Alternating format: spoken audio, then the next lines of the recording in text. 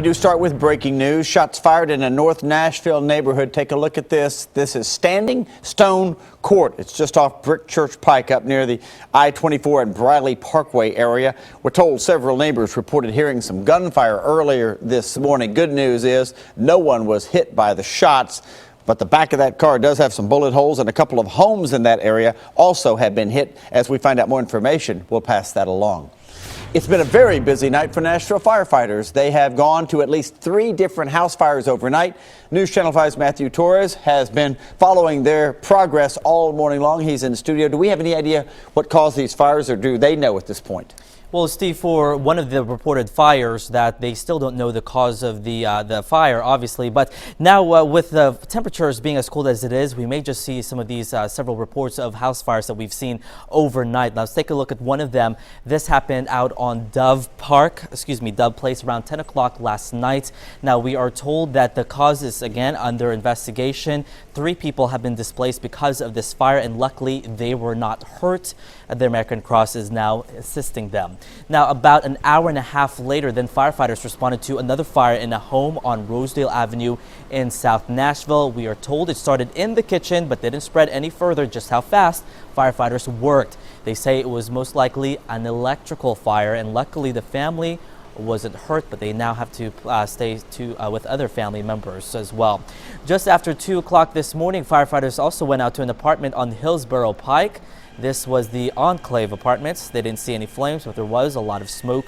We were told the fire started in the storage room but didn't spread to other units as well. This is an electrical fire, and luckily nobody was displaced and hurt as well. Steve, back to you. Boy, busy night for Metro firefighters. Matthew, thanks a lot.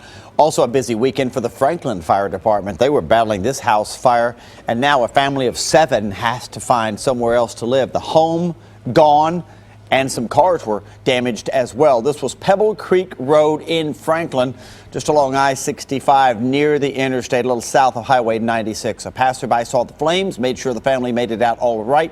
The fire apparently started inside, listen to this, a doghouse that was underneath the deck of the home. A heat lamp had been placed in that doghouse to keep the dog warm, and apparently that malfunctioned somehow. No one was hurt in the fire, but that dog is still missing this morning. Later today, the man accused of killing a 7-year-old girl in Scottsville, Kentucky, will be in court. Timothy Madden was arrested and charged with murder on Friday, a huge case we've been following for days now. Police say he sexually assaulted, strangled, and drowned little Gabby Doolin while she was at a youth football game cheering on her brothers about 10 days ago. Madden insists from jail that he's innocent, even though Kentucky State Police say DNA evidence connects him to the crime. He's being held on a $1 million bond this morning. The arraignment is at 3 this afternoon. We're following the case. We'll be in court. We'll have updates for you just as soon as they are available. You can check our Facebook, Twitter, or website to catch the very latest. And of course, we'll have live coverage starting on News Channel 5 at 4 o'clock. A deadly purse snatching in Georgia now has ties into Tennessee after the 2 suspects were caught right here in the mid-state. Brandon Smith and Stephanie Rodriguez were caught in Manchester over the weekend. Police say they robbed a 65-year-old woman of her purse and then ran her over in Covington, Georgia. A witness saw the whole thing and gave officers a great description, which led to their capture. Great work by authorities in Tennessee finding these 2. They're now charged with murder, robbery, and other charges. Police say they may be involved in at least 10 other violent purse snatchings all over the Southeast. A father is behind bars this morning, accused of child neglect after he left his daughter alone in a car that was then stolen. Metro Police say Emmanuel Beatty left the vehicle running while he dashed inside a convenience store to buy some cigarettes Saturday night. Well, unfortunately, while he was in buying the cigarettes, some guy jumps into his car and takes off, and then realizes, uh-oh, there's a toddler in the back seat. The dad's phone was still in the car, so police called the phone. The thief answered, and they talked the thief into surrendering.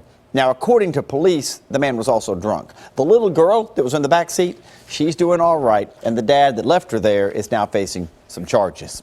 All right, whether you're ready or not, Thanksgiving is coming up Thursday, which means it's going to be a very busy week out at the Nashville International Airport. In fact, they're already gearing up for it right now. Airport officials expect about 23,000 people a day to make it through the airport. That would make it the busiest Thanksgiving travel week on record. Historically, the busiest days will be November 23rd through the 25th and November 29th through the 30th. Really, Wednesday and Sunday are going to be your huge days, not just at the airport, but probably on the roads as well.